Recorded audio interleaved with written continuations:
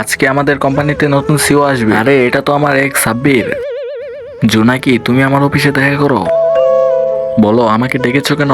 ও আচ্ছা, তুমি এসেছো। বলো, এখন আমাকে ছেড়ে তোমার কেমন লাগতেছে? তুমি আমার যোগ্য ছিলে না, তাই তোমাকে আমি ছেড়ে দিয়েছি। ও আচ্ছা, এখন তো তোমার থেকে বদলা নিতে হবে। জোনাকি, এখন তোমাকে 4 গুণ বেশি কাজ করতে হবে। সাব্বির তো আমাকে দিয়ে প্রতিশোধ নেওয়ার জন্য আমাকে দিয়ে বেশি বেশি কাজ করাবে। হ্যাপি দেখ, জোনাকি তো তাসিফকে পটানোর চেষ্টা করতেছে। চিন্তা করিস না, আমি ওকে কোম্পানি থেকে বের করে দিব। মিস হ্যাপি, এই নেন আমার ফাইল। এই এক ফাইল দিয়ে হবে না, তোমাকে আরো বেশি বেশি কাজ করতে হবে। এটা নিয়ে যাও। আর বন্ধুরা, এরপর হ্যাপি বাইরের সকল প্রজেক্ট আমাকে দিয়ে করাতে থাকে। আর অতিরিক্ত কাজে চাপে আমি অসুস্থ হয়ে পড়ি। আর সাব্বির আমাকে তার বাসায় নিয়ে যায়। আর তখনই জানতে পারি সাব্বির এখন আমাকে ভালোবাসে। সবসময় লেট করে আসো, আর তোমাকে অফিসে আসতে হবে না। কি হয়েছে এখানে এত চিল্লাচিল্লি কিসের? আর সাব্বির দেখো, আমাদের দুজনকে আলাদা করতে চায়। হ্যাপি, আমি তোমাকে ভালোভাবে চিনি। তুমি চুপচাপ আমার কোম্পানি থেকে বেরিয়ে পড়ো এক্ষুনি। জোনাকি, চলো আমরা বিয়ে করে ফেলি। পরবর্তী পর্ব দেখার জন্য এখনই ভিডিওতে লাইক করে চ্যানেলটিকে সাবস্ক্রাইব করে দাও।